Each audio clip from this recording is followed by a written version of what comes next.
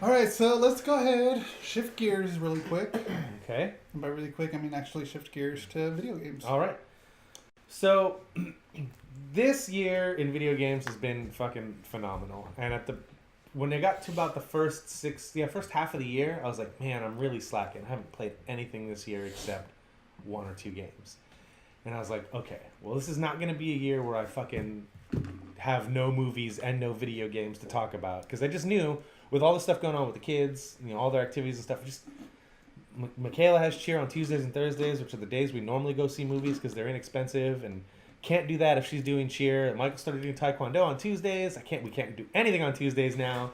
So it's just one of those things where it's like, fuck, man, I know I'm not going to be able to see any movies. So I really need to double down and go hard on video games and maybe make a top 10 list, but I'll probably only end up doing a top 5.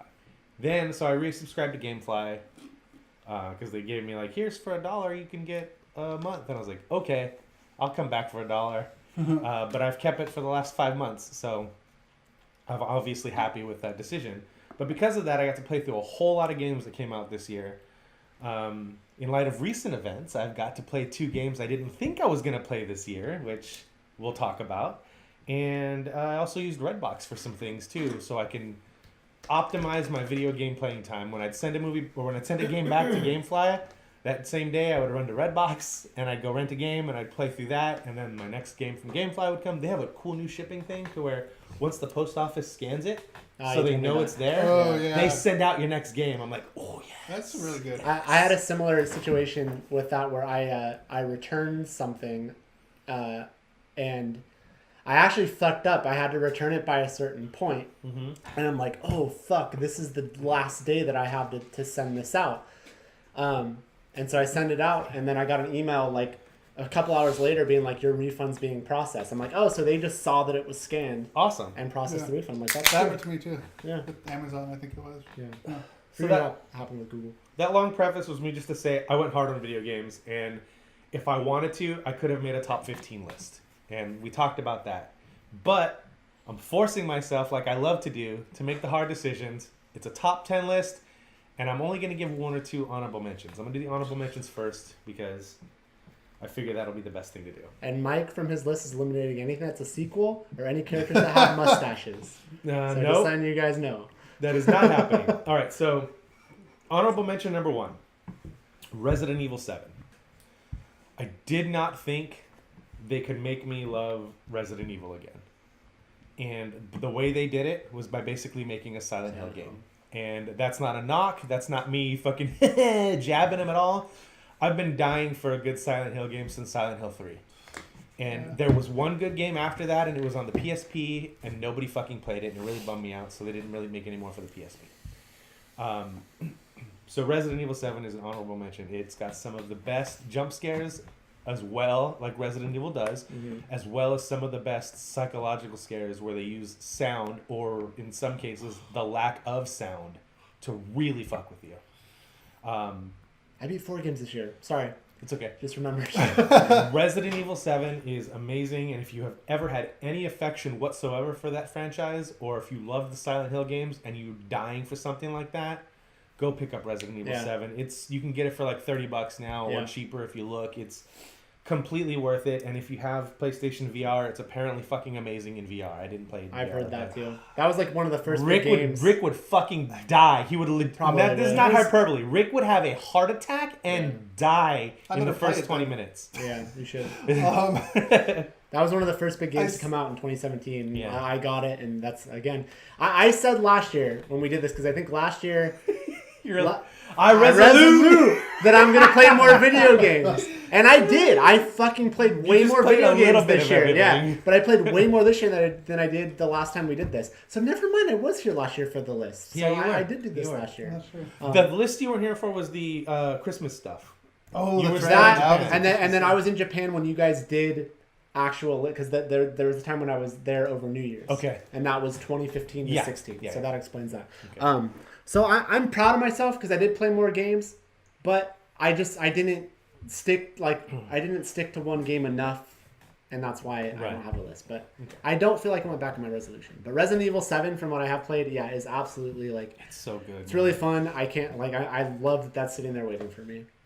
All right, my other honorable mention, and I forced myself to do this because I know you and Rick said, well, no, it's fine, but I forced myself to do this. Mario Kart 8 Deluxe. I got a Switch recently. I've finished all of 50cc, Gold Cups, 3 stars, and I finished 10 of 12 on 100cc, Gold Cups, 3 stars. Nice. I bought it digitally because I know I can play Mario Kart forever and never want to trade it in.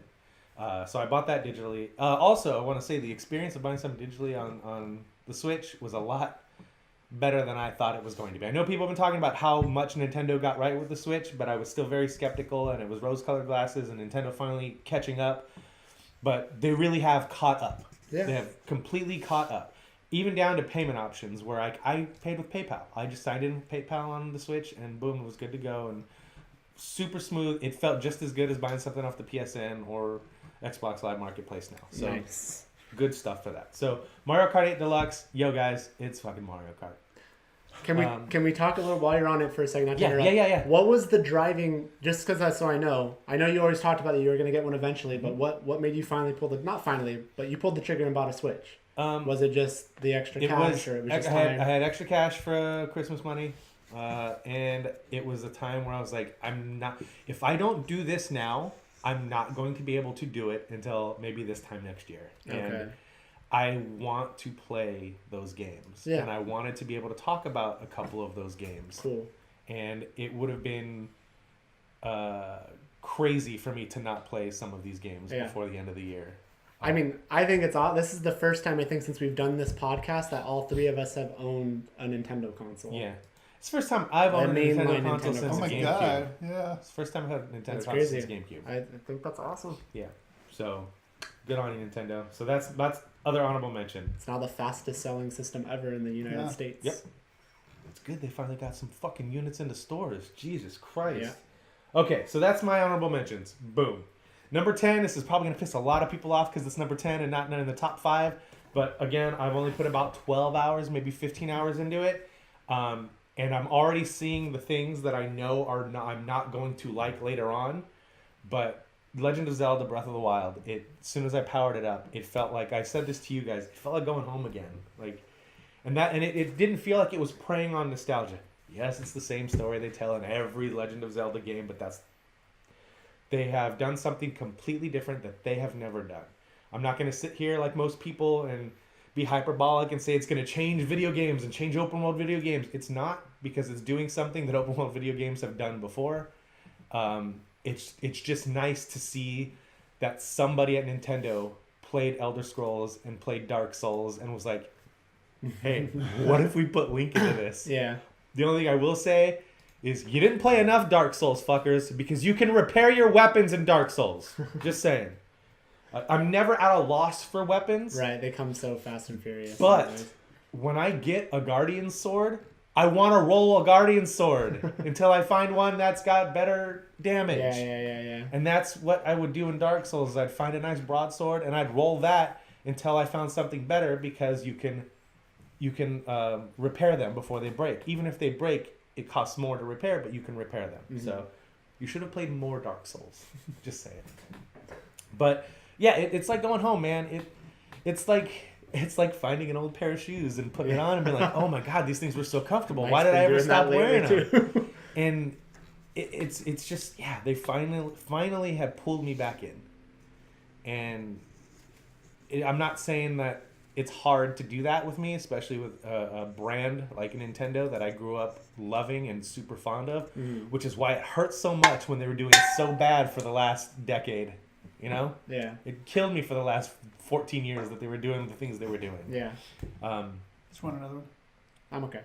But I'll have to leave.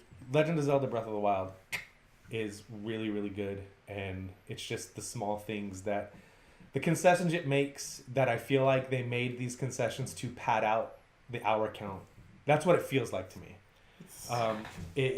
That's the thing that pulls it down for me. And I know the more I play of it, and when I get to hour 100, that's the stuff I'm really like, man, if it just didn't have this would be a perfect video game. Or if it just tweaked this a little bit, this game would be perfect.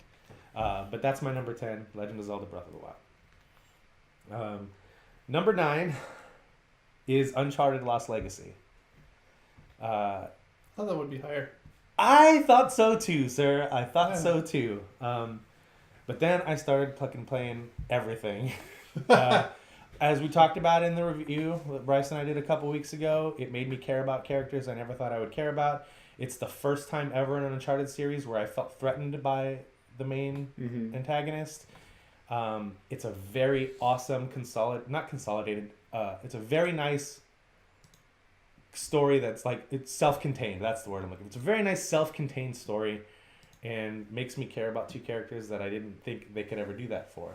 And props to you, Naughty Dog. And even though I don't want it and don't need it, I'm very excited for what they do with The Last of Us Part 2. Because they made me care about something I didn't want or need with this. So that's a game that I really want to replay again. Yeah. You guys both have that digitally on your systems, right? Because I think you both got the same edition. Last of Us? Yeah. I would really want to play that again. Do you think that'll ever be a Plus game?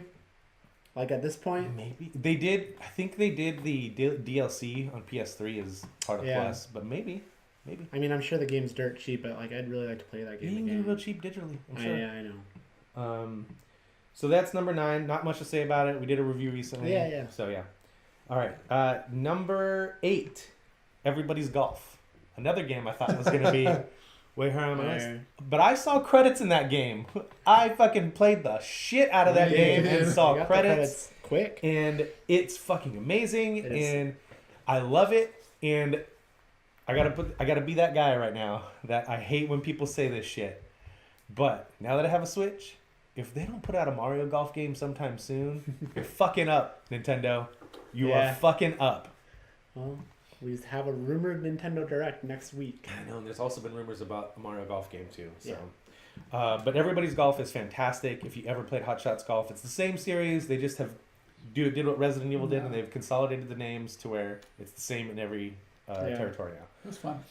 It is a great game. I've played a lot of it. I haven't played it recently. And you're not a golfing game person. Well, I like arcadey golf games. You know, like I could see myself getting obsessed with that. And so I like my first experience with Everybody's Golf. And hey, so far, I've played every fucking game on your list. So I mean, I've played them. Okay, number 7.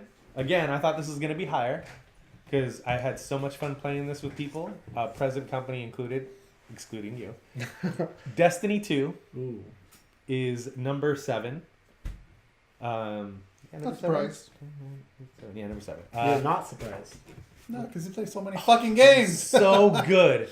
I really enjoyed the single player. I hate Crucible. I don't like competitive. I thought maybe it had been a little bit higher. Yeah, I thought so too, but it just kept getting with pushed. all the games you played, yeah. But I had a really great 3 weeks to a month with that game with Rick, and occasionally with Dan and Rick together. You want to fucking play with you guys? I want to play some more too. Like I want to. I'm at 270.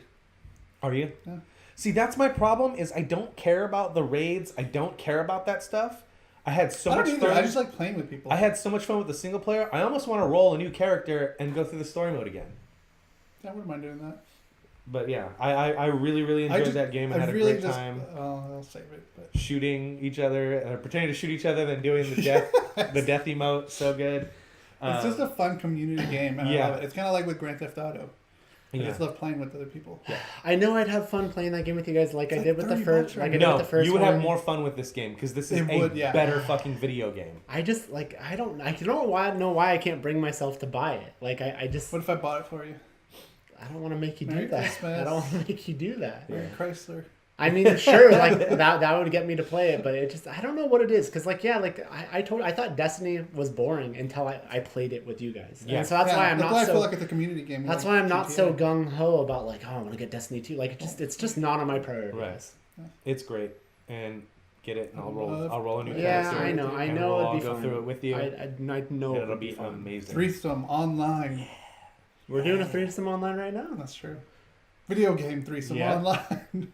So that's number 7. It's a great cooperative game, online game, playing with friends, meeting random people who are on the same mission and playing with you, and it's really fun. Didn't you guys play with Cheesy? Yeah, we played with Cheesy and Wolf. With Wolf. No, we played with Wolf first. Oh, Wolf, that's right. Yeah. Really fun game, man. I dig it all. Quit trying to fucking make I'm really not. You're looking over here. I see you. I'm not cheating. Okay. The first one on your list I haven't played though. Okay. Number 6. Again, this would have been higher had I not played. This would have been number 5, but I played something recently that just edged it out. Number 6 is Nier Automata.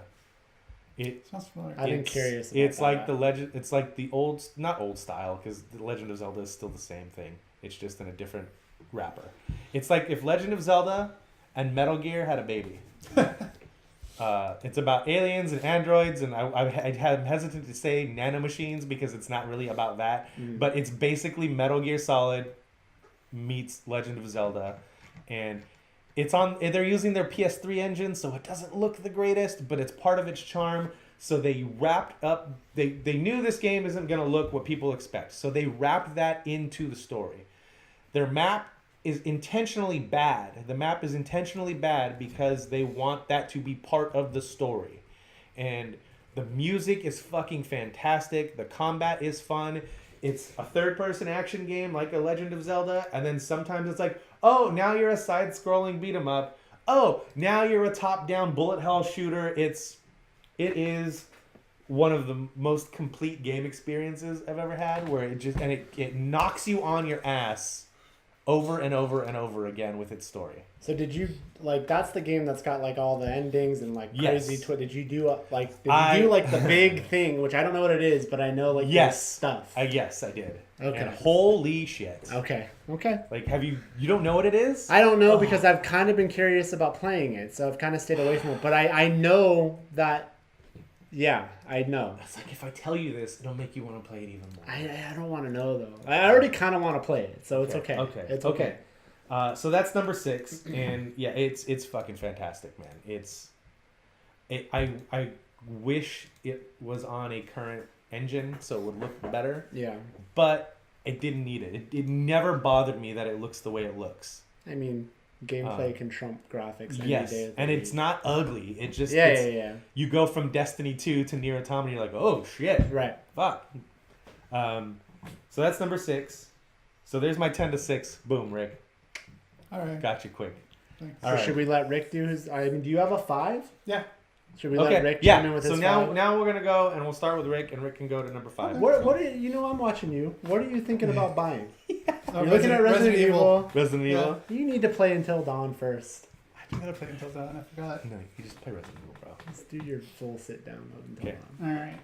All right. So now we're gonna go to Rick's number 5. This is kind of a cheat because I only played it I think twice, and that's Everybody's Golf. But you put a lot in. You and I played for like almost 6 hours at one time. Yeah, I did put a lot of hours in. That's true. And that's longer. 2 sit-downs, but a lot of hours. And that's longer than most single player campaigns video games nowadays. That's which is again, like I mentioned last week, that's not a knock. That's just saying. So yeah, Everybody's Golf. I fucking loved Hot Shots Golf. So playing with you was a lot of fun. I'm still waiting to play with you, Josh. New York Josh. Josh is waiting to play with all of us. Yeah. No, bullshit. Because if I bought that game with the expressed I shouldn't say intention of just playing with Josh, I'd be pissed and he wouldn't be my friend anymore. Because every time I played it in that month and a half where I went real hard on it, he didn't play with me. He played with me once. It is true. But there was a time though where I was going to play with him, but I ended up backing out. Right. No, he was ready. But that's the problem though. If you say it's not your fault though. If you say, "Hey Josh, let's play," he never can. Nope. For him, it's only on his time and his terms. So that's don't feel bad. So that's not your fault. Because I've straight up like what was it when that new heist for GTA? I was like, hey Josh, like how come you're no selling me this? Like, don't you want to play it? Let's play it. And he's like, sounds like you really kind of want to play it. And I'm like, yeah, like that'd be fun. Like I know Mike doesn't have it anymore, but you and Dan and I should try to play it. And he goes, oh, well, I can't tonight. And I'm like, well, I'm not even fucking saying tonight necessarily. I'm just saying we should do it. So if you ever approach him, like, hey, let's play something, he's just, nah. All right. But yeah, Everybody's Golf. That's my number 5. It's a lot of fun. And I definitely got to get back to it. Yeah, the post-credit stuff when you can build your own clubs, but then they break. Fucking stop playing Dark Souls, everybody. You don't have to put Dark Souls into everything. Stop it. All right. All right. My number 5 is The Evil Within 2. That's right. You were talking about that. You want to talk about a fucking opening to something. Holy shit. This opening, for me, It's on par with the opening to The Last of Us. Okay. Oh, this is a recent play then, Yeah. right? Okay, because I didn't even know you played this. And it's as much as Resident Evil is a Silent Hill game in disguise, this game took all the great things about Resident Evil 4, like its combat, except you can move when you shoot, and mixed it with a Silent Hill style of story.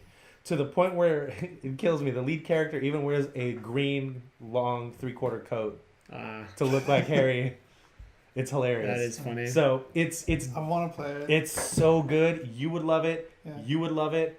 Did you guys play the first one? No. I've watched streamers play the first one. So here, you don't need to. Everybody's like, no, you should play it. And yes, you probably should. But the first one doesn't look as good. It doesn't play as well. And the story is all over the place. They really reined it in and fucking lock it down in this game. And they give you enough backstory to where you don't need to play the first game. And it's almost better if you don't. That opening hits you even fucking harder and cooler if you haven't played the first game, because it starts with its feet running, dude. It hits the ground running and running hard. And yeah, it's fantastic. And you beat it. Yeah, it's all these games you beat. Zelda I haven't beat. Well, yeah. Yeah, I mean Destiny, yes. Yeah, everything on here I beat. It's crazy. It's so good, dude. Put in a lot of work at the end of the year. It's so Evil Within is so good. It's. I've heard that because I know a lot of people some people don't really like the first one. Yeah. And they're like everything that they didn't like about the first one is fixed in the second one. Yeah, it's Silent Hill and Resident Evil meets The Matrix. Fuck, that's 2 games. Yeah. You gotta check out. What's your number 4, Rick? Oh yeah, my number 5. My number 4 is Breath of the Wild. Okay. But you haven't done anything! Yeah, I've done more than Rick in Breath of the Wild, you guys. And I've had the game for a week. I've done more than Rick. I haven't put more hours in. This makes his number 1 very obvious, but yeah. Breath of the Wild. I put in about 20 hours in there. Well, it says I have 20 hours in there. Have you made it to Kakariko Village yet? I haven't made it to any villages. I don't think I have. You would know. You would know. You would know. It's almost not even fair that this game's on your list because I don't feel like you've played the game. But he has played the game. I like going around and just like I know, but there's more. Like the game isn't a life simulator. It kind of is. My life. They purposely took out the breadcrumb stuff so you could play it like that if you want. Well, I mean, I love cooking stuff. The thing that I haven't cooked shit yet, except for the first time they tell you to. You will. You need to. You should. The thing with that that I like about this game. I've done shrines. I know, but dude, there's a lot. I hate the labyrinth shrines, but okay. There's so much more. But the thing about this Zelda that they nailed, that they said was like their map, I guess, or their whatever. I can't think of the fucking their word. world. What the fuck their is that called? roadmap? Not map. What's it? You make plans to construct a house. Roadmap. I know, but I'm still thinking of another word. Blueprints. Blueprint. Thank you very much. Was the original Zelda. And to me, they nailed it because the original Zelda really is a game where you're just exploring. You kind of don't really know what to do next. They don't really necessarily tell you what to do next, other than you run into people and they tell you what to do next. And I think they nailed that with this game, and that's what I do love about it so much, and that's what makes it so different from the recent Zeldas that have come out. With that said, though, Rick, it's not hard for you to find villages. I think this game would be higher on your list even if you actually started playing the game. Yeah. You know, you keep doing the shoulder thing. I don't know why. I agree with him because I've found. So he has. I can't even. I've done side quest. Okay. So there, I have my Champions tunic already. So if you've played the game, you know to get that. One of the ways to get that. I don't know if I'm sure there's other ways to get it. One of the ways to get that is you have to find one of your memories that's on your slate after you. You know, you don't get that. You don't know that yet because you haven't had your slate fixed yet. Your tablet fixed. It's broken? That's what it's like. I mean, I guess good on you thinking of the game on your list, but dude, you're really not giving that game a fair shake. You're not. I think we'll come back in a few months and he'll be like, "Holy shit, this was number 1 for me." I really do, Because when I play that game, I think this is a Rick game, man. Like, because you loved it when you started, and you still love it. I'm not saying you don't, but I like it a lot. Yeah. But you need to play it. Like, get some of the story under your belt, even some of the side quests. Like, oh, I felt so bad when I kept stepping on that girl's flowers. I was like, oh man, Did you resolve that? I didn't mean to. I got well, she beat the shit out of me because I did it. Oh yeah. But I haven't gone back and talked to her about it yet. Okay. But yeah, do I take her flowers? Oh, I want to take her some flowers. Okay. All right. Yeah, that's number 4. That's a good ass game so far, but yeah, that's 4. all Number 4 for now. Yeah, number 4 for now. Do you have thoughts on it though? Yeah, I like it a lot. I put in 20 hours. I haven't done as much as you guys said, but like I've enjoyed the shit of it. I love the horse that I got.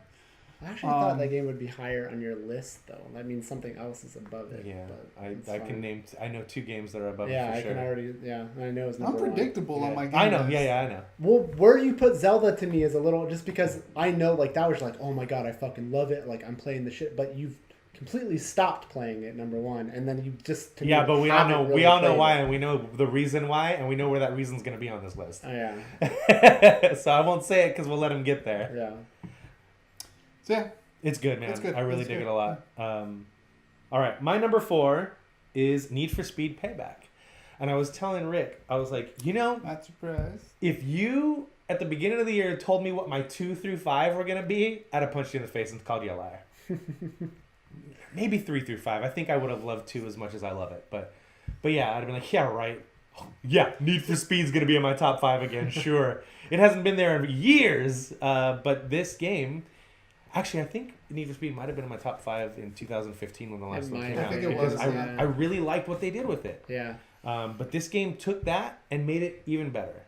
And it's so much fun, and the story is, like, seriously B-movie quality. 3 different protagonists you play as throughout the course of the game. You're never out of the car, which is something people like to complain about Need for Speed The Run, which was like 7 years ago, and they haven't done anything like that since. But this game it's fucking rad, man, and I don't understand the hate for it. And I think I talked about it last week when I gave my final review of the game after finishing it and getting credits and getting the credits to roll and finishing the DLC that I bought because I love the game so much. I just wanted more to do. Which was my main gripe with the 2015 Need for Speed, is that once I was done, there was no reason to go back. But this game gives you reasons to go back, which is great. So they still think about, like, even when I fucking boot up Zelda, I'm like, oh man, I could be going and hitting these jumps, and I could be crashing these billboards, and I could find these hidden poker chips, and I could, like, there's all this stuff I could still be doing. I plan on platinuming that game. I think I'm about 12 trophies away from it. I'm gonna platinum that game this year. But everybody's... Oh, the driving's bad, the story's bad, the game is bad. Wrong. The driving is awesome. The story is hokey as shit, but it's the right kind of hokey. And I think the main problem people have with this game is that video games are starting to evolve past driving games that are not simulators. I think if this game was not Need for Speed and was called something else and was $30 and download only, people would be like, this is an amazing fucking game. But because it's EA and they're in the trouble they're in with fans right now and hearts and minds and all that, because it's a Need for Speed game and because it's a $60 retail box you buy in stores, you can get it digitally too. That's what I got it for. Games are starting to evolve past that. And that's one of the reasons why, as much as everybody loved Hot Pursuit and as good as a game that is, why you and I disliked it so much is because it was just open up your map and pick the race to go to. It's like, I don't want to pay $60 to do, pick missions from a fucking list. And it's one of those things that, like, it has me worried for the future of arcade-style driving games. They're either going to become super small, contained, downloadable things, or they're just going to vanish altogether. And I don't want the second one to happen. I'd be okay with that first thing. Because there was a few, those demos that we liked. Was that this year? Wasn't there like a racing game that we thought was really cool? There was a racing game and a baseball game. The baseball game was Super Mega Baseball. Right, and then there was some car game. Huh. I don't remember. That we both really fucking... I don't remember either. But anyways. But yeah, so like, if this wasn't Need for Speed, and they kind of condensed it down and made it a downloadable game for like $30, spoilers, I got it for $34.99 on sale digitally. Maybe that's why I like it so much, because I didn't pay $60. But every time I paid more money to play more game because the DLC came out, and I was like, yeah, I want it. Yeah, I want it. It doesn't wear out its welcome for me. And people are complaining that like, oh, they EA'd this shit, and you have to buy loot boxes so you can get parts for your car. I felt like I had to grind once in the game, and because it was the drag race set, and I feel like the drag race stuff was an afterthought. Because when every time you finish a set of races, whether it's the running races where you have to escape missions essentially, or the street racing stuff, or the drifting stuff, by the time you get to the end of that, and they come back around later, your car is at the base level for the next races.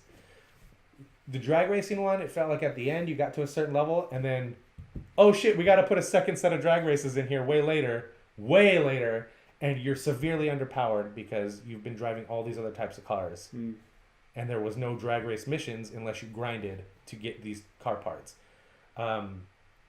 But I had to grind for like maybe 2 hours, and then I was up to snuff, and then I destroyed everybody, and I was good. Like, I never felt the need to like, well, I better give them real money so I can get these things.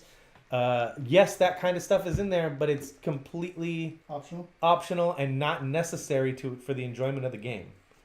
And I still maintain that shit in Battlefront is completely there, but it's totally not something you have to engage in to enjoy that game. It's not. But everybody wants fire to throw gasoline on this year, and this year it's microtransactions and loot boxes. But Need for Speed Payback is an awesome, fun, cheesy as hell story-based racing game. I thought that would be your number 3. Oh, yeah? Oh, wait till we get to 3, 2, and I don't know if I knew where to be ranked, but I knew you definitely like that game way more than reviewers and stuff. Yeah. You know? Like, you definitely were big into that game. What's your number 3, Rick? Number 3. I for sure said this at the beginning, and I never did. Like, I obviously haven't passed any of these games, but I'm kind of going off the experience of the enjoyment I had playing these games, which is pretty much what we always talk about on the show. What you do, it's what you enjoy. Yeah. And my number 3 is Mario Odyssey. Oh, fuck. I thought that was going to be number 1. Yeah. So you haven't finished it. I haven't and finished. I can never watch you play it ever again, because if I do, I'm going to strangle you. That's right. I'm actually stuck right now. With Rick, if he can't figure something out in the game, it's game's broken. fault, and the game's broken, and it sucks. Like, okay, so Which is why I'm mad about both of his Zelda and Mario placement. I hadn't played Odyssey and still haven't. That's the next game on my list to get. Birthday's coming up, y'all, just saying. But I turned on this stream to watch Rick play because I wanted to see how it looked in motion, because I hadn't actually seen any gameplay. Mm-hmm. And it was like, Rick, triple jump and butt stomp it. And like, what? I was like, it's Mario. Triple jump and butt stomp it. That's all you got to do. I couldn't figure it out for the life of me. And it turns out the solution was to butt stomp this thing so it would fucking teeter-totter thing. Yeah. And I was like, God damn it, Rick. It's Mario, y'all. Spoilers, it's Mario. Action guide. I don't need no action guide. Yeah, apparently you do. No, apparently you do, because we were telling you the same thing the action guide was telling you, and you still weren't doing it. But yeah, Mario Odyssey, I thought that was going to be your number 1, because you completely stopped playing Zelda to be banging your head against Mario Odyssey. I thought that was going to be your number 1. But I think that makes me excited for what your number 1 might be. Like I said, it's the experience of having and playing. And I'm stuck right now on a level. Okay. Well, don't ask me for help because I'm not watching you again. My sister is farther than me in Mario Odyssey. Because you also, to me, seems like you've completely stopped playing your Switch. Well, yeah, I've got adult things to do. So I have to take care of Rick stuff. used to get paid for playing his Switch at work. Yeah. Now apparently now he's got responsibilities and job duties. Yeah. Does it still come with you to work? No. Not for a while, because it's just been so busy. Like I don't like when I take my lunch. I go to sleep because I'm tired. I just assume you took that with you everywhere, like you used to do your 3DS. I did take it. But with me. Recently you haven't. But recently I haven't, just because like I know where I'm working at now is just so busy that I don't have time. It's gonna cool down when school gets back into session. Or? Oh, I'm not working at school anymore. Oh, you're not. No, okay, I'm working somewhere else. Okay. But But yeah, Mario Odyssey. Mario Odyssey, man. It's So you're digging it? I love it. I've always been more of a Mario than Zelda. Yeah. Which I've kind of mentioned. I'm not that I don't like Zelda. I love Mario. I love me some Zelda, but Mario was my true love. One of the NES. greatest video game experiences I've ever had is Ocarina of Time. So. And it makes me wish that they would put that 3DS remaster out on Switch. Because I would buy it like that. How many Zeldas have you played and beaten? I've played and beaten the NES one. Yeah, been there. Super NES. Link to the Past? I don't think I beat that one. I think I got close to it, but I don't think I ended up finishing it. About Link Between Worlds, did you finish that? That's a recent one on 3DS. No, I got close. I got close to that too. Okay. Trust me, I'm just saying. Spirit Trust Tracks, me when I tell you. Wind Waker. No, I never played. Everything after GameCube, I never played. Trust me when I tell you, the more you play Breath of the Wild, the more that game is going to raise up on your radar. Oh, I'm sure it will. Yeah. It doesn't matter what your history is with Zelda. Mm-hmm.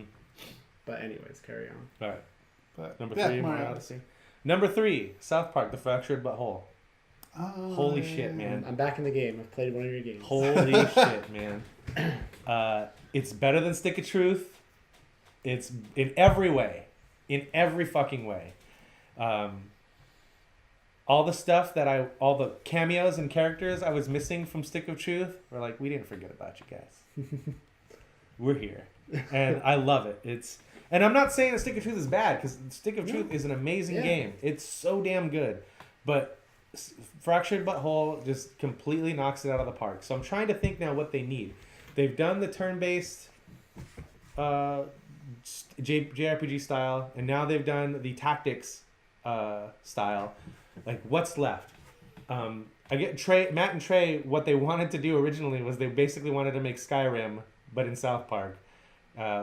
But once they came over to Ubisoft from THQ, they're like, no.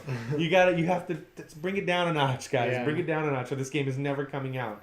So I guess an open world action RPG is left, but I don't think they'll do that. I think they found their sweet spot. So maybe something like Final Fantasy, the recent Final Fantasies with like the job system and the paradigm shift stuff. Maybe something like that. Yeah. But if they just put out another one of these with a different aesthetic, like if they did fucking Cyberpunk South Park RPG, give it to me, please. Give it to me. Trey and Matt with these games definitely always have lofty expectations. Yeah. You know that they want to make like a World of Warcraft game, literal. I know, but they could, because they have the characters and they have the world. You know, they've done the episode on it. Yeah. Like, you know that's kind of what they want. But that would be it'd be awesome. But that is an MMO, like full on online, where you pick your class and you pick your race, and like Canadian would be a race, and it would be hilarious because there'd be jokes. And you'd have a flappy head. Like, they could if they wanted to, but that is too big of a scope for the stories they want to tell. Yeah, absolutely. This game never wore out its welcome. And I beat it in 3 sittings. And it was almost 20 hours. And I beat it in 3 sittings. That's crazy. So it is my number 3 game of the year. If you have played Stick of Truth, it makes much more sense. Those two games wrap around in a way that I didn't think that they would or could or should. But it's fucking great, man. Yeah. Everybody should play these games. And The Fractured But Whole is my number 3 game of the year. I mean, like we said when you reviewed it, it doesn't surprise me that you played did it in 3 sittings, because it really is like you're watching the TV show, you know, but you're controlling it. Like, it's amazing. Fucking PC Principal awesome. And fucking Kenny. Stuff. I was like, where's Kenny? He rolled the princess last time. He was a girl last game. Where's Kenny? And I didn't realize that I was playing with Kenny, not as him, but on the opposite side as him for a long-ass fucking time, because he's doing a character named Inspiron, and he's doing the Batman voice. Yeah. And he's talking like this the entire game. It's... Now, were you up on most of the character stuff? Like, I don't know if you're up on something. I have no idea I haven't seen the Coon episodes or anything of that stuff. Okay. I knew who PC Principal was, but that's like okay. Yeah. But man, it's fucking it's good amazing, stuff. I still regularly watch the show, so it's definitely fun from what I've played so far. If you like South Park, he's gonna buy it. Oh, I'm just looking. Yeah, if you've ever liked the show, you should play these 2 games. If you're still into the show, you should definitely play Fractured But Whole. if you enjoyed Stick of Truth, you should play this. And if you like tactics style RPGs, you should play this. Like, I love it, man. Like, I've always liked tactics style turn-based RPGs better because I love chess, and that's basically what these are. It's a grid, and you can only move, some characters can move more than the others, depending on your class. So, like, you end up getting 3 classes or 4 classes towards the end of this game, and, like, you basically become, like, the ultimate warrior. You'd like Mario Rabbids Kingdom Battle, then? I know I would. But I just got done playing a tactics RPG. Like, no, I get it. I totally get that. But you would. But yeah, man, South Park Fractured But Whole is my number 3. Rick, what's your number 2? Once I say my number 2, it's obviously what my number 1 is. Okay. In the words of my old roommate, it's deluxe, son. Okay. Mario Kart Deluxe. Okay. Mario Kart 8 Deluxe. I just have so much fun playing that. And not only do I have a lot of fun playing by myself, anytime my nephew comes over, the first thing he wants to do is like, when are we going to play Mario Kart? When are we going to play Mario? So I put in a lot with Mario Kart with my nephew. Uh-huh. And it's just so much fun when I play with him because he gets so angry that I beat him. And I do it on purpose because he beats me every time we play the Pokemon card game. So, it's just I just had. He's a competitive. He's very competitive. Don't take this the wrong way, Rick. Very competitive. He's a competitive little shit. He is. No, he totally is. That's awesome, man. And I get that way too sometimes. And you are that way. I am that way. Stupid shit, worthless fuck. And we weren't even racing. Phrase. We were just going off jumps, and he couldn't do it. Anyway, my catchphrase. So yeah, I just had so much fun playing that with other people, not just my nephew, but with like, and when I took my Switch to work, I play with my coworkers when we had nothing to do. That game needs online leaderboards, and like in a big bad fucking way. No, I need to, when I get into a fucking track, I need to know how much better I'm doing than you guys. I have to know. Oh, I see what you're saying. Yeah. You know what I mean? I need that in my life. It needs autolog from a fucking Need for Speed or Burnout video game. It needs autolog. That would be very dangerous. Because I'd be being competitive. Yes, I would want to be. I know I destroyed this Excite Bike track. I was drifting 90% of the time. I was hitting every jump right and getting boosts. I know I'm killing it. How much better am I than Bryce and Rick? I need to know. Patch that in, Nintendo. Friends list shit. Let's find out. Please. Let's put Mike in his place. Patch it in, Nintendo. Yeah. It's just a fucking great game, and I highly recommend if you have a Switch. Obviously, you probably already have it. So, yeah, that's my number 2. Game. Go ahead. I just have to say, this isn't a knock or an insult, but I want to use another Rick quote. Now that I've heard the majority of his list can predict his number 1, it's clear to me that with Rick's list, there was no curves, no turns. He just went right down the middle lane. So, that's it. Right. Down the middle lane. Mike's number 2. Here's a game I knew I was going to like, but I didn't realize I was going to love it this much. Hellblade: Senua's Sacrifice. It is the perfect, I said it last week, it is the perfect hybrid between a, quote, walking simulator. I hate that title of genre. Walking simulator and action combat. And it's Ninja Theory. They do great combat. People are like, oh, the combat outstays its welcome. And because I like the story so much. No, the combat is in service of the story. And people kind of like, so everybody got on this kick, and I'm glad it is, but they thought this game was like a mental health game. And it deals with that stuff. But they basically used the mental health stuff, the paranoia, and hearing voices in your head as a way to drive the story. And they actually had psychologists and psychiatrists on staff and specialists because they didn't want to use it and exploit it. They wanted to use it in a way that maybe if somebody's having these issues can get help from this game. So they didn't want to abuse or exploit it. They wanted to use it tastefully and in a classy manner. And it is, I said it last week and I will say it again, it is one of the best video game experiences I've had, period. This is from the Heavenly Sword people, right? Heavenly Sword, and they did Enslaved Odyssey to the West, and they did the last Devil May Cry game, DMC. Okay. But it is one of the best video game experiences I've ever had in my life of playing video games. This is something that would be in a top 10 of best video games, our favorite video games I've played ever. It would be in the top 10. And it's only not number 1 here because the number one game completely blew me away.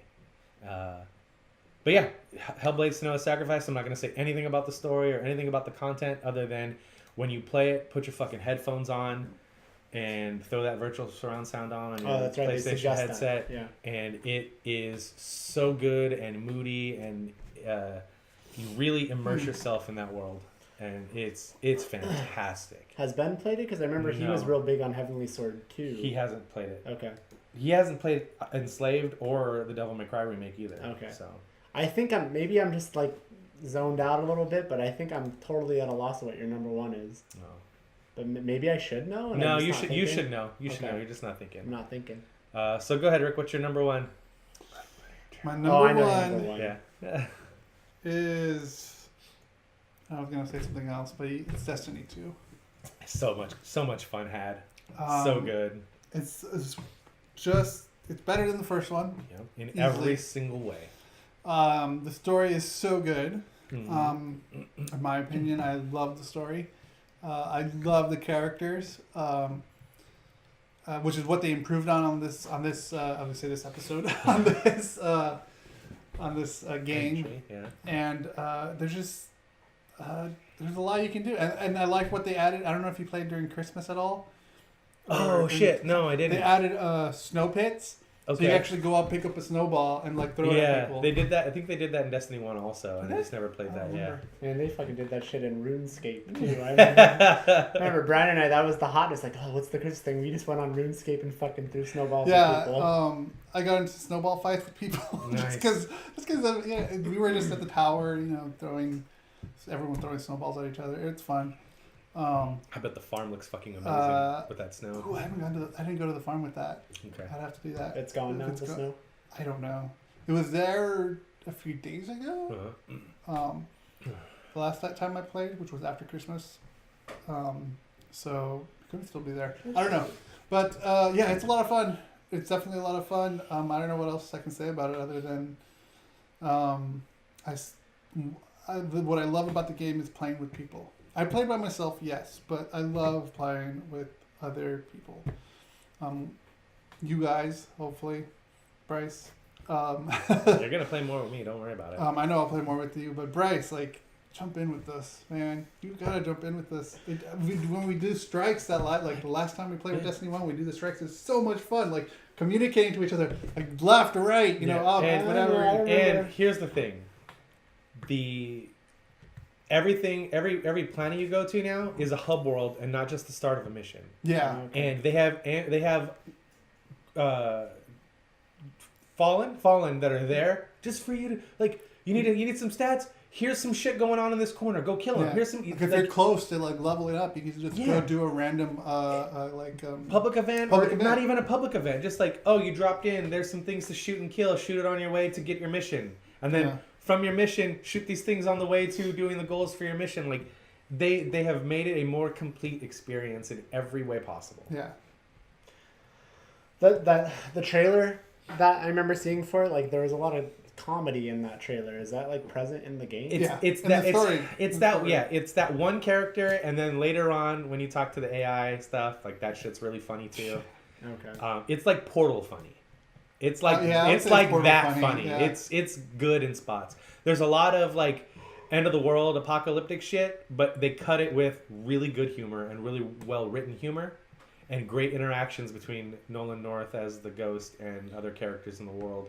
And I gotta say, the coolest part was the intro when Nolan North is talking, and then as he's talking, his voice fades into being modulated as the ghost voice. Which is fucking rad, because it kind of gives you this idea oh, wait a minute, is the ghost just not an AI? Was this ghost a person that lived through this thing and is telling you this story? AI. And then is it really just a living AI that they put into this ball? That's cool. It's so good. Yeah. You would enjoy it a lot more this time than the first one. Like I said, I enjoyed what you're saying, playing online with you guys, but that was just that just became a game that I was never gonna. That's the only way I played it. I don't play it single player. I only play if I know I'm gonna play with Rick or Dan or Rick and Dan. Yeah. I don't know what it is. For some reason, I feel like I have to have you guys suggest, hey, let's play. Because I can't even think, even with the first Destiny, I was never ooh, I want to play Destiny with you guys. Let's play it. I don't know why. Yeah. But I'm sure I'd like it. I believe you. Find a village. Maybe I'll think about it. Do some story missions, bro. Because I'm telling you, I think you'd like Zelda way more than you're giving it credit for. But yeah, that's my number one. Cool. I love it. I'm gonna play it right now. My number one, and the actual game of the year, despite what every other outlet is saying. Let's not. Come on. No, you can't play that shit. Yes, I can. You because can't. every time everyone talks about this game, the story's awesome, the world building's awesome. I love the characters. It plays great. I love this about it. I love that about it. But I'm not gonna put it on my list because fuck it. I mean, I've heard not put it on the list. I mean, that's dumb. It's not. But No, fuck off. Horizon Zero Dawn is my favorite game of the year, and it is the best game that came out in 2017. In Mike's opinion. You can't do that. Objectively, technically, it looks great, it sounds great, it feels great. The story is fucking fantastic and well plotted out. You don't just get stuff during the story missions. You get stuff in collectibles that you find throughout the world. Stuff that I'm not a collectibles guy. I hate when there's a shitload of collectibles in a world just for the sake of it. And I went through and collected every fucking cup. And like, oh, I wonder what this was used for. And like, it's a coffee cup. I wonder if this is some kind of ancient tool they used to... No, it's a coffee cup. And I know that. But the characters don't. Yeah. And they put all of this fucking feeling and lore into these objects that is not what they are. But Guerrilla Games went out of their way to immerse you into this world so you get the aspect of this world from these people's eyes. And it's objectively the most sound video game that was made this year. Objectively. Now, subjectively, that's all I was getting on you on. Subjectively, you might say I had more fun playing another game, and that's fine. And if somebody tells me, you know what, Mike, I just had way more fun playing Legend of Zelda than I had playing Horizon. I just had way more fun playing Uncharted than I did Horizon. That's fine. And I'll accept that. But when you go out of your way to say, well, it doesn't do this as well as that. Like, bullshit, it does. Objectively, it builds a world better than anything that came out in 2017. I mean, that's still your opinion. I love Horizon, like from what I played of it. So I'm not arguing with you about that. But I'm just saying we can't say that's like, no, you can't do that. And all be all. You can't. I had 0 glitches, 0 bugs. The combat system works flawlessly. It looks fantastic. The sound design is great. Ashley Birch did an amazing job bringing Aloy to life. All of the other characters and the voice actors around her, like half of the fun is going to these settlements and meeting the characters in these settlements. There's an awesome blacksmith, and it's a matriarchal society, so it's a female-run society. So the blacksmith is a woman, and she's very like abrasive, like you would expect a fucking blacksmith to be. They don't write her differently because she's a woman. She happens to be a woman because of the story they're trying to tell in the story, or the way they're trying to tell their story. But they wrote her like a fucking blacksmith would be written. Yeah. Like, she's got calluses on her hands, and she's loud and abrasive, and fucking don't give a fuck about what anybody thinks, and she's gonna tell you the way things are, and she's not so subtly hitting on Aloy. It's fucking amazing. It is the again. I said this about Hellblade, and I'll say it about this. This would be in a top 10 games I've ever played. I platinumed this game. I rang everything I could out of this game. The DLC is fucking amazing. The story is fantastic in it. It gives you more context to a world that I was already in love with. Mm-hmm. I know they were already talking about making a sequel. This game doesn't need a sequel. Let Guerrilla Games make another game like this, but don't call it Horizon. And the thing that makes this game so much more impressive is that the last fucking 4 games that Guerrilla has made have been, by all rights, bland first-person shooters that are technically proficient as fuck, but they are bland first-person shooters. And this is coming from somebody who loves the Killzone franchise, and I know you like the Killzone franchise as well. And the last Killzone game they made was better than the other 3. Yeah, it was. And that's not a knock against the other 3, except for maybe 1. 1 was kind of misguided and didn't know really what it wanted to be. But 2 and 3 are fucking fantastic. 4, even though it's not called 4, is fucking awesome. And Horizon is a complete departure. And to think that they turned around and built this game inside of 2.5 years and brought it out when everybody just expected them to make more Killzone. Mm-hmm. And this is the antithesis of a Killzone game. And it shows the diversity in the writers in that studio, the designers in that studio, the developers, the project leads. It shows how diverse the studio is. And that to me makes it even... If this were a game that came out from a company that made open world games, like let's just say Rockstar made this game, it would still be fucking amazing, but it wouldn't seem as amazing because that's what Rockstar does. They do open world games with ambient stuff and world building and all that stuff. I know they always do like we always talk about, they do the summer blockbuster style of that. And this is definitely not the summer blockbuster, even though there's some of that in there. It's so rich with lore and story, and it is an amazing fucking video game. And when I see all these top 10 lists and stuff, and Horizon isn't even on it, I'm like, man, you guys are fucking up. I mean, I don't like that. I think that's, like I said, I wasn't arguing with you about Horizon, because I think Horizon's probably the game, second game. This is a dumb thing to say. It's the second game that I played the most of that I haven't beaten. But I mean, I did play a lot of Horizon, and I think Horizon is fucking great. Quote dungeons? I haven't gotten to I have not gotten to a cauldron yet. And I'll get there. I will get there. I think Horizon's great, but it's at a point, though, man, where like that story needs to be ingested together. Like you can't come back to it 9 months later. Dude, I hear you. I get it. I totally get it. But to hear that some people, I mean, I've just heard battles between, is Horizon 1? Is Zelda 1? But here people are not even putting Horizon on a list. I mean, that I think is ridiculous. And I guess it really bummed me out the most with Giant Bomb. There's other outlets that have done it too, but it really bummed me out the most with Giant Bomb because like... Well, I don't even know. Jeff fought, like, he was like, while I was playing this game, I was like, this is fucking amazing. This game is fucking amazing. And then, like... everything you hear people talk about this game is how fucking good it is and how technically proficient it is and how immersive it is. And then it's like, yeah, but it's just a good one of those, so we can't put it on our top 10 list. They did this shit with Uncharted 3 on Giant Bomb also, which I just recently got to because I'm going back and listening to old Game of the Year stuff. This game is so good. This game is so good. I don't even think that made their fucking top 10. Or if it did, it was like number 9 or number 10 that year. Yeah, it's that's like, weird. fuck off. Fuck off. So Horizon is not... No. Like, not, what do they, like, they do a top 5? Top 10. It's not even in their top 10. Nope. I don't understand that. Yeah, I don't like the what it's world doing right building, man, like... That's bizarre. So what's their number 1? Or have they not announced it yet? It's fucking where everybody's number 1 is, okay. PlayerUnknown's Battlegrounds. Ah, okay. Well... Is that still beta? Technically, it had 1.0 on PC. Technically. There's just as many media outlets putting Breath of the Wild as number 1, though. Yeah. So. Or Mario. Yeah. I haven't seen Mario much yet, but yeah, or that. I think Kind of Funny is going to be Mario. I think that comes out next week. Their games cast. Yeah, maybe. But I think theirs is going to be Mario. I think Greg has already said that's his. That's his. Yeah.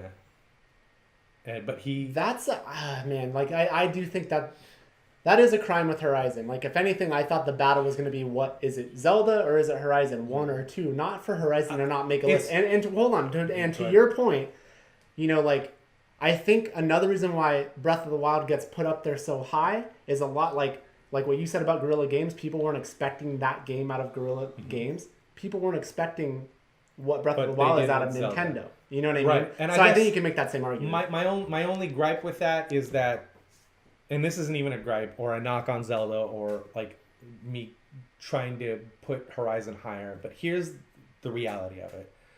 Yes, Guerrilla made an open world action adventure game with a great story. Yes, it's been done before. Yes, it's kind of a rote trope, but they did it better than everybody else has ever done it. Zelda Breath of the Wild is doing what open world games did. When did Skyrim come out? 8 years ago? 8 years ago, 9 years ago, everybody's like, wow, this is the best open world game that has been made. Even though that game was buggy as shit. You know what I can say? I can tell you definitively that Breath of the Wild is a better game than Skyrim or Fallout 4 or Fallout New Vegas or any fucking Bethesda game that's ever come out because there's no bugs. I have not encountered any bugs or game-breaking things in Zelda Breath of the Wild. But I'll tell you that every time I try to play a Bethesda game, within the first 5 minutes, I have to fucking close the game and restart it because those games are never good. Those games are always, look at our open world and look at our story. Pay no attention to the man behind the curtain. You're not supposed to see him, but don't worry about it. He's there. You know he's there. Yeah. And everybody gives Bethesda a pass. And I will say that in what's positive in Zelda's court is it does that style of open world better than what Bethesda or anybody had done before it. But I think that Horizon took what modern open world games are and did it better than what everybody else has done. So, yes, the fight should be, is it Zelda or is it Horizon? And if you have an affinity for Link or an affinity for Nintendo and the Legend of Zelda franchise, and you say, Mike, I just had more fun with this game, I'd say, you know what? Cool, man. But that's my main problem with every, what should we do for Game of the Year list or whatever. It's like, and it gets so reductive, and it's funny to listen to. But then they start, instead of saying why, like what I just did and told you, why Horizon is the best thing. Mm-hmm. Instead, somebody would have been, well, Horizon is the best thing, but only because Zelda did this so poorly. And that's what I hate. And I always talk about that shit on this show. Don't tell me why something else is fucking bad. Tell me why you love the thing you love. And it's fucking crazy that a game can be called the best in class at everything it did, but I'm not going to put it on my list because it's just a good one of those. Yeah. The thing that I'll say for me, having played, well, I mean, I haven't beaten Horizon, and I'm not closing the book on Horizon. Obviously, that's a game that I'm really looking forward to continuing on and playing. But I played enough of it, and maybe it changes, but I've heard other people echo my sentiments. For me, Breath of the Wild feels more open world than Horizon does to me. For me, I feel like I'm dropped into a map and the world to me feels more alive from what I've played. I would give you more open, but I wouldn't give you more alive. I feel like it feels more alive, just like with, I don't know. I know Horizon has this too, but just like the weather, like just the other random, like just the little touches in Breath of the Wild, just like, and I really do feel like I'm in this little nook and cranny of a world. Where in Horizon, like, and it feels like it looks different. And so far in Horizon, I feel like sometimes I'm just plodding through similar environments. So yeah, no, there's... I know it's just difference of opinions. Maybe, well, but I'm saying, like, there's deserts and there's But I could say that about Zelda. Right, but no, but you're saying everything feels like you're going through the same environment. Yeah. I'll say to you, that's specifically because you haven't gotten farther in the game. Right. Because and that's fine. There's like tropical looking cities that are on a fucking plateau, like Mad Max style. There's snowy mountains, and yes, weather affects you. If it's too cold, you need to put on something different or have something different, similar to Zelda. It's so funny because like even with the technology in Zelda, when you go to a shrine, it's amber colored, and then when you're done, it's blue, and it's like these guys got together and like, let's make two games that look a lot alike, except it's kind of funny. And it's not a knock on either game. They're both fantastic. What I've played of Zelda so far, I really like, with the exception of the 2 or 3 choices that are, it's not technical whatsoever. It's design choices that they made that I don't like. Mm-hmm. And you bring up weather and you bring up all that shit that both games do have. Rain doesn't stop me from traversing the world. In Zelda, it's better to wait it out. And that's cool. I understand that and I get that. The snow, it's really cold and you have to have a warmer clothes on in Horizon. And when it's cold, you need to either have warmer clothes on or eat something in Zelda. Yeah. So like, there's a lot of similar aspects of the game and a lot of similarities, but these games are not similar at all. And like, I will echo what everybody has said. These games can coexist in the same world that came out around the same time, because while they're similar styles of game or in a similar genre, they're completely different games when it comes to storytelling and all that stuff. And in Zelda, I feel like I'm wandering the world and exploring, which is super fucking fun, until I run into something that furthers my story. In Horizon, I know where my story is going, and on the way, I get distracted. And it seems like the opposite with Zelda, where the distraction from... not your enjoyment of the game, but the distraction from what you're doing for 90% of the game is the story. Yeah. And in Horizon, the distraction from the story is the other 90% of the shit you could be doing. And it's like Red Dead. I always said Red Dead had the best ambient missions and stuff like that. This game kills it. This game does better than Red Dead. Mm-hmm. This game does better than what Grand Theft Auto 5 did when it comes to, I'm going to my next story point. Oh yeah, man, there's a fucking thing here. Yeah. Oh, and there's a thing here. Right. And there's a thing here. And those things aren't on the map. Right. And that's the stuff I enjoy is like 90% of your, well, I won't say 90 with Horizon, 75% of your gameplay is not the main quest. It's the stuff you do on the way to your main quest.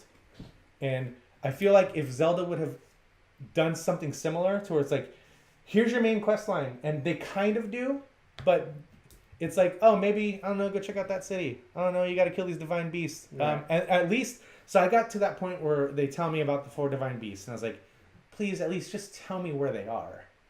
And not exactly where they are, but like, give me the region. And then she's like, okay, go talk to the Gorons, and go talk to here, and go talk to here, and go talk to here.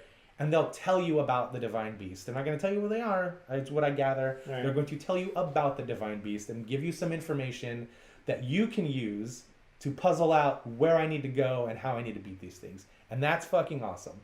But if there was more of that, and I don't want to say hand-holdy, but not even breadcrumbs, just like a region.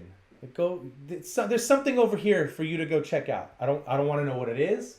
I don't want to know the nature of it, but just say, you can mark this on your map, this section, and you should probably go over there. It's not detrimental to your story or detrimental to your playing or whatever, but go check that out. Mm-hmm.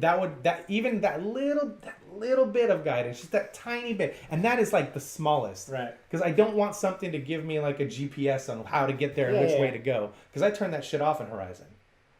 I just know, okay, I got to go that way. Every once in a while, I'll pull up my map and make sure I'm heading that way, and that's it.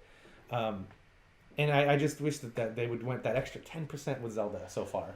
See, I think they did that intentionally, though. Like, I think Horizon and Zelda, they do the same thing. They just do it differently. Like, I get distracted doing different stuff in Zelda. And in Zelda, they made it clear, it's like, you could beat the game when you first turn it on. If you want to go fight Ganon, go for it. You can go right there. If you can make it through the central tower area with all the Guardians. Go for it. You're probably going to lose, but I mean, you could do it. And so I think they do the same thing. It's just they just do it differently, and like and there's no problem with that, right. And that doesn't mean one game is better than the other. No, it doesn't at all. And I'm not going to argue because I haven't beaten Horizon. I'm just stating my case for Zelda. I actually shut off.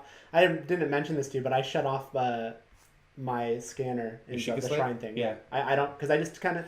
Because I do like the feel. I like that feeling of exploration to the point to where maybe I'll turn it back on, but I don't have it on. I just don't. I'm like, I'll just know off the color if I've done that shrine or not. So, you know what I do? I leave it on, but the minute it starts beeping, if I can't see what I'm looking for, I shut it off and explore. Yeah. Again, just that little tiny bit extra is enough for me to want to keep going. Yeah. And if I didn't have that, and it was more like the original Zelda, I think I would have bounced off of it. I had a ridiculous amount of time as a kid, so I did all that stuff in the original Legend of Zelda. And it's not even that I don't... So yeah, that's the thing. Is like rather than have to go to something physical outside of the game, I'm glad it's there if I want to use it. Yeah, it's nice. But I don't want to call 1-800-Nintendo so I can get a tip and trick. I want to find the tip and trick myself. But see, I'm nostalgic about that stuff. So for me, that's one thing I like about Breath. I like that feeling of kind of helplessness because I liked going and looking at maps. Yeah. In Nintendo Power Magazine, and my brother and I would figure out. So that's what I like about the game. Yeah. I like that it's not. I had a moment like that trying to climb a tower that. Is around like a tar pit. It's in the center of a tar pit. Yeah. And I was like, okay, well, this is how I need to get there, so let me do this. And it was like, oh, bro, you can't. Like I was telling you last night, bro, you can't, because no matter what angle you come at this tower from, wind is going to be blowing you the opposite way, so you can't fly in. I've done that a couple times where I'm like, all right, I'll just fucking climb up this mountain, and I will fly into the tower and not have to worry about any of the fucking shit around it. Yeah. And then, like, I guess I got too comfortable doing that. And this is one of the great things I'll say about Zelda is, like, no matter how you're playing this game, you always feel like they're one step ahead of you. And in a good way. Yeah. Because I got to a point where I was like, okay, well, I'll just climb this mountain and I'll fly in. And then when I tried to fly in, it blew me back. I was like, no! That's so funny. Fuck! And then like I was telling you last night, I always forget that I have all my Sheikah Slate runes that I can use. And it took me a half hour to set up a pathway because I hadn't used the magnet enough to really get it and get a handle on it. Now I do. Right. Now anything that requires a magnet is fucking done. The thing that's same with the bombs. Oh yeah. The thing that's crazy about Zelda, and like this is what they stressed, and they did it. And I heard so many people talk about this, is like your experience is going to be completely different from, like, we can't sit here and all play this game and be like, oh, I played 5 hours of lesson. What part are you on? Yeah. I mean, Rick hasn't, this, I'm not knocking you, Rick. Rick has played 20 hours and he hasn't found a village. You've played X amount of hours. I played Kakariko Village probably in the first hour off the plateau. Right. Exactly. And you found a photo spot and I haven't found one yet. Like, and then there's like, there isn't one right way to do any one thing in that game. Like, you might have killed something a certain way or gotten to something a certain way, but there's 5-10 other different ways to do it. And I think that's what I like. That's what I like a lot about that game. Not more than Horizon. I fucking can't wait to play Horizon, but right now I have more of an itch to get back to Zelda. I want people to experience the story of Horizon. Yeah, no, I'm going to. Because that story is some of the best in class, man. Like everybody always praises Naughty Dog for their world building and the way they put lore into their world without having to fucking have dialogue repeated to you by the main characters. Mm-hmm. This did that better than Naughty Dog because it's literally reading logs that were written by people that came before you talking about, I wonder what they did with this thing. Yeah. It's got a handle on it and there's a hole in the center, but it doesn't go all the way through. I wonder what they did with this. And it's like, and you read that and you're like, oh, they're talking about a coffee cup. And then you find that fucking coffee cup. Yeah. And it has all the little details that are described in the log and it's like, man. Yeah, no, that's cool stuff, man. And like, well, I want to say two things. Speaking of that, there's this thing that came out. I don't think it's spoilers or whatever, but it turns out that Korok seeds are basically poop, I guess. And if you collect all of them, you get a golden turd. Oh, really? Apparently, and like supposedly, I don't know much about it. So there's that, number one. And then the other thing that I was gonna say, some of the puzzles you encounter using your abilities to like, oh, put this little mural back together and you get a Korok seed. Like, okay, that's cool. Yeah. But I don't think Korok seeds are anything I'm going to be hunting down. I hear, but you can. Some people do that. And so I've done that. Doo-doo, and it is doo-doo. I think Dan Reichert found every fucking Korok seed in the game. Yeah, and there's so many people that have done that stuff. The thing that I'm going to say, so I don't sound like I'm just, praising Zelda, and I haven't knocked Horizon, I'm not going to do that, is if anything, I wish Zelda did have more story. I don't want more hand-holding, but I wish there was more narrative to it. Yeah. I like the open feel of it. I like kind of the feeling of being alone. Mm-hmm. But I dig that too, and that's the thing. One of the things I enjoyed about the original when I was a kid. But there was story there, and I think it's gotten to a point where it's like, bro, we're making a Zelda game. You know what the story is. And I think that's kind of the thing with me. And it's not a bad thing. It's just like, like I said, it's like a fucking old comfortable pair of shoes you just put on. You know exactly what to expect from that story, right? Because it's the same story. But it's just in a different world, in a different universe, in a different style. I'll do one more complaint, which I don't think this is spoilery either, because I think if you've known about the game at all, you just know. And they're there. Well, they're there, but in a different way. But I do know, because I have learned. I wish there were traditional dungeons, and there's not. Yeah. There's something that is like them. Mm-hmm. Definitely something that's like them. I've completed a couple. They're there, but it's not. I wish those still exist. I wish I could have had both. I think there's 5 cauldrons in Horizon, and I wish there was more of those. Yeah, because that is something that's so Zelda, and I hope that's something that they do with the next one. Like, I mean, this is, if nothing else, this is an amazing building block. Oh, whatever for sure. I think that if they add some of the few things I'm talking about into the next Zelda game, it'll be great. Your weapons don't necessarily have to get broken. Just let me or you can repair them. Yeah, let them break. You can repair them. So what? And then dungeons, more story. Mm-hmm. I'm good. Yep. But look, anyone that hasn't played, for the few people that haven't, there's dungeons in the game. Yes. They're just not the dungeons as you know them. Right. So